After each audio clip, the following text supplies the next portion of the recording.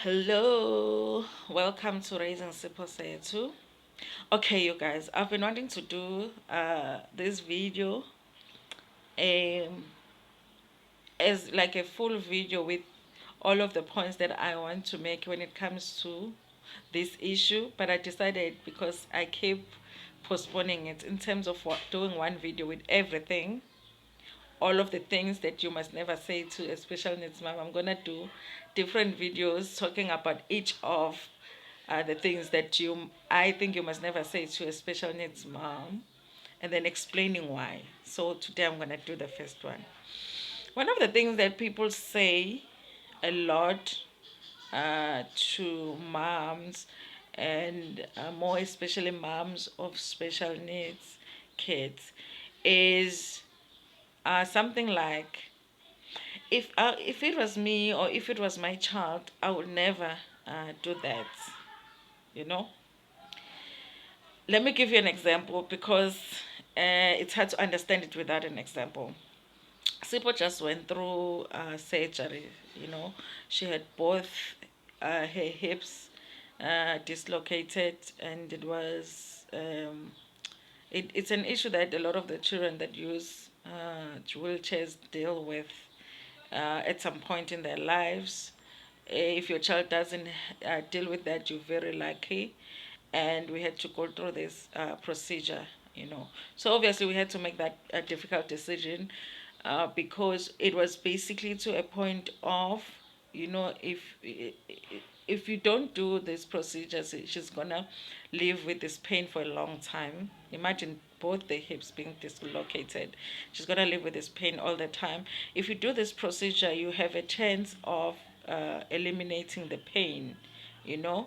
But there is certain things that she might not be able to do in the future. It's a difficult decision overall, you guys. I've never talked about the procedure itself, what kind of procedure she has, because it's still difficult for me to talk about. But as we all know, with every surgery, guys, there's risks. You know, the risk is it might not work. So you might actually end up with a child now that where they are not able to eliminate the pain that they were trying to eliminate, but now you have even more pain now because the child, you have taken your child to these doctors and they have cut her in that place. Now you've got two scars now in addition to the pain that she had. So it wasn't an easy decision to make, but it was like, I would rather, for us, it was like we would rather try and eliminate the pain because there are parents that have gone through this procedure, and it's been, if when it's successful, it's like magical. It's magical. So, do we take a chance and have the procedure, or do we not have the procedure because we fear that this might be turn out to be worse than it was before? So as a mom, as parents, it was a difficult decision for us, but we made a decision that we thought was best for Siposetu. Also, it was a matter of, because she does use she used to use a standing frame for her to stand, so it was an additional position for her to be able to use a standing frame. So there was also that, and you know how doctors will give you the worst case scenario when they talk about these procedures, that if we can do a procedure, we'll eliminate the pain, but she won't be able to use the standing frame now. So we're going to eliminate that position that she had, which was standing. So she won't be able to stand on a standing frame because of this procedure, but she won't have pain. But then for us, it got to a point where she was not able to use the standing frame anyways, because when she's standing, it's painful in that area. So we had to make. So by the time we got to that decision, it's a difficult decision as it is. But you will not believe the number of people that when you tell them that you have made that decision, people will say, I mean, if begumtanam mina bengeke ngivume nje ukuthi bahlinze umntanami. But you are not in that position. So you know what I mean? It's like the decision that I've made is already difficult. For you to say you wouldn't do it, I just wouldn't allow them to do that to my child. I don't know if you guys get it. It's like, it's the worst thing you can say to me, because it's like I really do not have a choice. It's not really a choice on my. What do I do? Do I just let my child live in pain for the rest of her life now? You know, and that also There's an example that was coming just now because, oh yes, I've had people too, because obviously I understand my child. I've seen therapists and everything. I know what she's capable of and what she's not capable of. I know what she might possibly learn to do in the future, and I know what would be a miracle for her to do. And one of those things is Usiposetsu being able to actually pick up a spoon and feed herself. It will be a miracle for her to actually sit with a meal and put a spoon on her mouth. She does attempt now.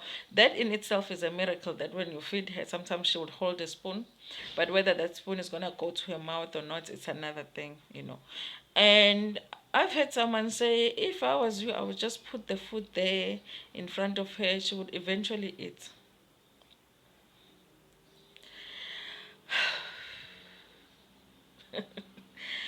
Like things like if she was my child, I would just put it there. She would eventually eat.